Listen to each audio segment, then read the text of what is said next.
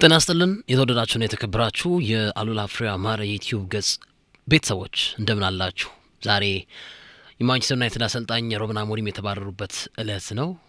ዓለም አቀፍ መገናኛ ብዙሃኖች ዜና አግኝተዋል። ሰኞ ብዙ ጊዜ ዜና የሚታጣበት ቀን፣ በዓለም አቀፍ ረገድም ብዙ ስፖርቶች የስፖርት ዜናዎች የማይፈልቁበት ቀን ነው ይባላል። ሰኞ ማለት ነው። ብዙ ጊዜ ማለት የቅዳሜና እሁድ ጨዋታዎች ከተጠናቀቁ በኋላ የሚሰሙ የጉዳት ዜናዎች ምናምን ጠዋት ላይ አዝ ኒውስ ይሆናሉ እንጂ በተለይ ከምሳ ሰዓት በኋላ ብዙ ዜናዎች የማይገኙበት ቀን ነው ሰኞ። ዛሬ እንግዲህ ትልቁ ክለብ ማንቸስተር ዩናይትድ ሲያሸንፍ ብዙ ማይወራለት፣ ሲሸነፍ ዜናው ተጋኖ የሚወራበት እና ዛሬ ሩበን አሞሪም መሰናበታቸው ለዓለም አቀፍ ሚዲያዎችም ትልቅ የዜና ግብዓት ሆኗል። እንዴት ተሰናበቱ ሩበን አሞሪም የሚለውን ነገር በደንብ እንመረምራለን። ሩበን አሞሪም እንግዲህ 14 ወራትን በማንቸስተር ዩናይትድ ቤት ቆይተዋል። 63 መርሃ ግብሮችንም በሁሉም መድረክ ጨዋታዎቻቸውን አከናውነዋል። በዚህ ረገድ 24 ማሸነፍ፣ 18 አቻ፣ 21 ሽንፈት፣ 122 ጎል ማስቆጠር፣ 114 ጎል ተቆጥሮባቸዋል። ይሄ በመቶኛ ሲገለጽ ሩበን አሞሪም 36.92 በመቶ የማሸነፍ ሬት ነበራቸው። እንግዲህ በክለቡ በማንቸስተር ዩናይትድ የስፖርቲንግ ዳይሬክተር አመራሮች እና ሌሎች የቦርድ ሰዎች ጋር ሩበን አሞሪም ያልተጣጣሙበት ነገር አለ እና በተለይ ከትላንቱ የሊድስ ዩናይትድ ጨዋታ መጠናቀቅ በኋላ ሩበን አሞሪም እና ክሪስቶፈር ቪቬል በዋትሳፕ ያደረጉት የቃላት ልውውጥ ዛሬ ሩበን አሞሪም እንደሚሰናበቱ ተገማች ነበር። የእሳቸውን ፕሬስ ኮንፈረንስ እኔ ማንቸስተር ዩናይትድ ሲቀጥረኝ የማንቸስተር ዩናይትድን ኃላፊነት ስረከብ ክለብ ማናጀር ነበርኩኝ፣ እኔ እንደ ኮች አይደለሁም የሚል የፖስት ማች ኢንተርቪው ሰጥተዋል። ብቻ በአስተያየታቸው ይህንን አጋርተዋል።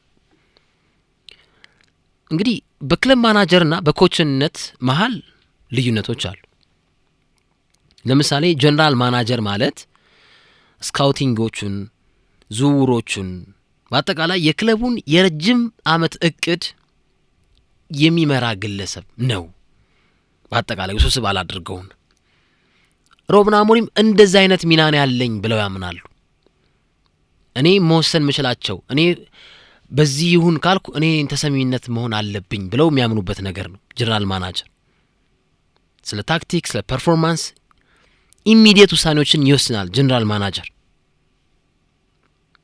የማንቸስተር ዩናይትድ ያኛው ወገን ደግሞ እነ ክሪስቶፈር ቪቬል እነ ዊሎክስ ምንድነው አንተ እንደ ኮች ነህ ነው። ኮች ስትሆን ደግሞ በተጫዋች ፐርፎርማንስ ላይ ነው ዋነኛ መገማገሚያችን። በውጤት ረገድ ነው ተጠያቂ ልትሆን የሚገባው። ሪስፖንሲቢሊቲ በውጤት ነው፣ በልምምድ በጨዋታ ሌላ ነገር ውስጥ ጣልቃ አትገባም። ስለ ዝውውር አያገባህም። እኛ ነን የምንፈርደው ነው ኢኔሴንስ አያገባህም ማለት እና ትናንት ምሽት ከክሪስቶፈር ቪቬል ጋር በዋናነት የተወራወሯቸው የዋትሳፕ ቃላቶች ልውውጦች ሩበን አሞሪምን በማንቸስተር ዩናይትድ ቤት እንዳንመለከታቸው ውሳኔ እንዲፈረድባቸው አድርጓል። የኢኔos ቤተሰቦችም ውጤታማ አይደለም ቲሙ እንዳልኳችሁ።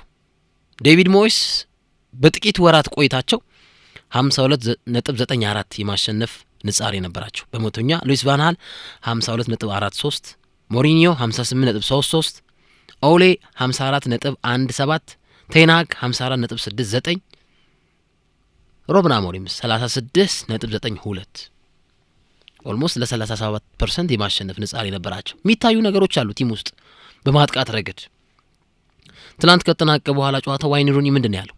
አሳዝነውኛል አሉ። የማንቸስተር ዩናይትድ የተቀያሪ ወንበር ተጫዋቾች ለጋ ዕድሜ ያላቸው ተጫዋቾች ናቸው፣ የሆነ ነገር ማድረግ የሚችሉ አይደሉም እና ሩበን አሞሪም የትናንትና ውጤት አሳዝኖኛል ባስመዘገቡት ውጤት ብለዋል። which is acceptable።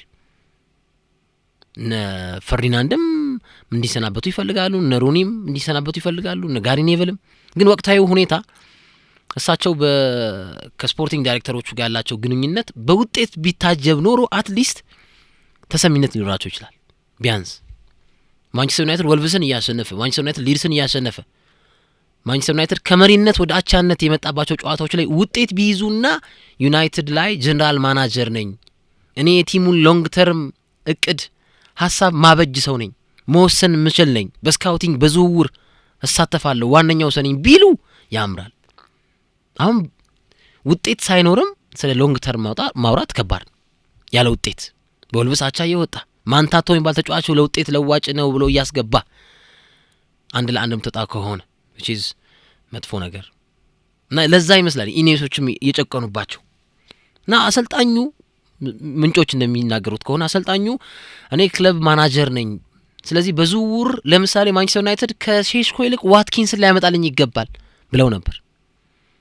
በዝውውር ከሳኔ ሌሜንስ ይልቅ ማንቸስተር ዩናይትድ ማርቲኔዝን ሊያመጣ ይገባል ብለዋል።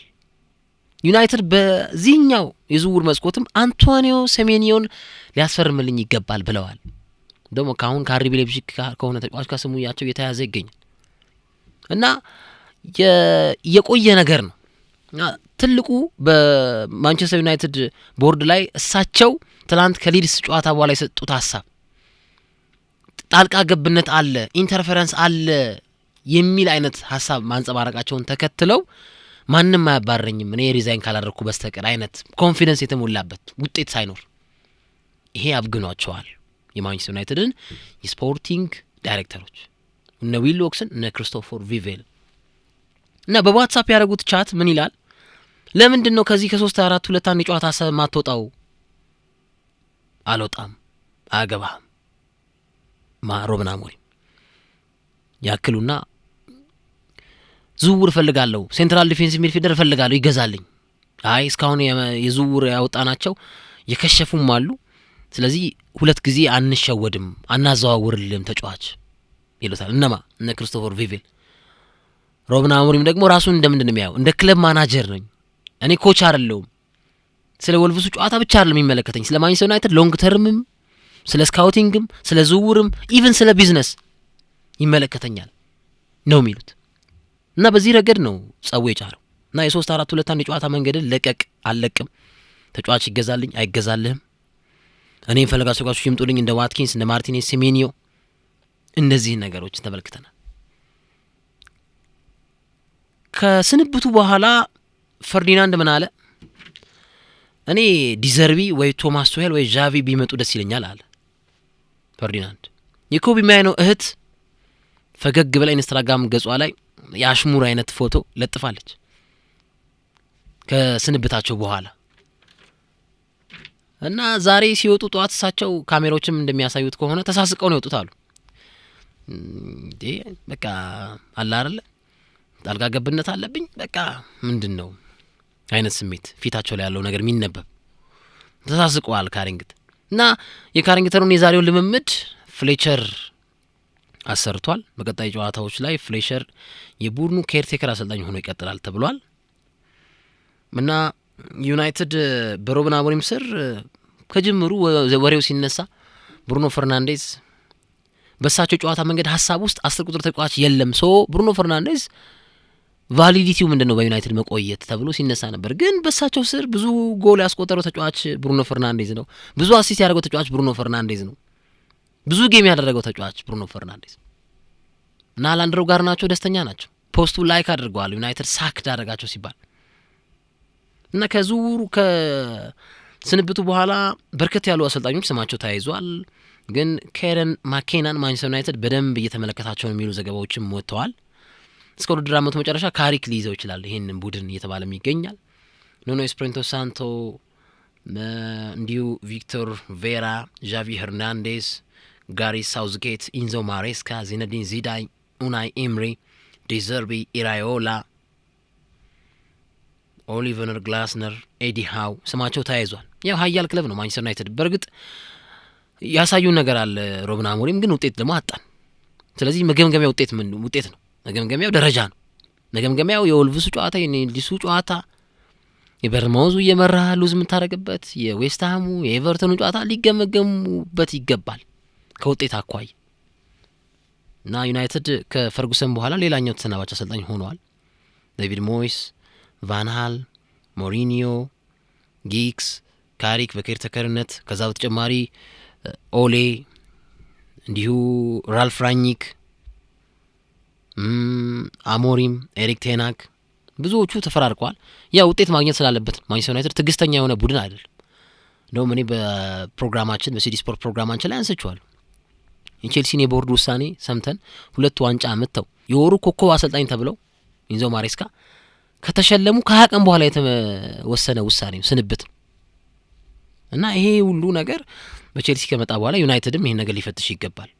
የልብ ሰጥቷቸዋል። ባይዘዌ እነ ክሪስቶፈር ቪቪል ለነ ኢኒዮስ ቤተሰቦች ለነ ግሬዘሮች ያቀረቧቸው ምክንያቶች እንዴ ቼልሲ እንደዚህ እያደረገ እያሰናበተኛስ ነው ያሉት። አሞሪም ደግሞ አም ዘ ክለብ ማናጀር አም ኖት ኤ ኮች፣ ስለ ቀጣዩ የቡድን እድገት ስለ ቀጣዩ ረጅም እቅድ እኔ ወሳኙ ሰው ነኝ፣ አሰልጣኝ አይደለሁም። ያ ጨዋታ ከሜዳ ውጪ ያለቀ በቃ ብዬ አይደለም፣ ማንቸስተር ዩናይትድ አካል ነኝ፣ እንደ ሼር ሆልደር ነኝ ነው የሚሉት እሳቸው። እና እናንተ ማን እንዲመጣ ትፈልጋላችሁ? እኔ ቢቻል ሉዊስ ኤንሪኬ ይመጣ፣ ግን አይሆንም። ካልሆነ ኡናይ ኢምሪ የተሻሉ ናቸው ብዬ አምናለሁ። ዣቪና ዚዳንን አልፈልግም እንደኔ። አሁንም ማንቸስተር ዩናይትድን ወደ ከፍታ ሊወስደው የሚገባው አሰልጣኝ የዋንጫ ጣዕምን የሚያውቅ አሰልጣኝ ይመጣ ባይ ነኝ። እና ከተቻለ ሉዊስ ኤንሪኬ፣ ካልሆነ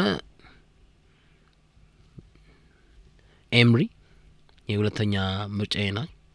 ሶስተኛ ምርጫ ግን የለኝ። ወይ ዲዘርቭ ይሻላል ትንሽ በጨዋታ መንገድ በተጫዋቾች ያምናል። እና ኮምፕሊትሊ የማንቸስተር ዩናይትድ ጨዋታ መንገድ ወደ 4 ተከላካይ ይመለሳል ተብሎ ይጠበቃል።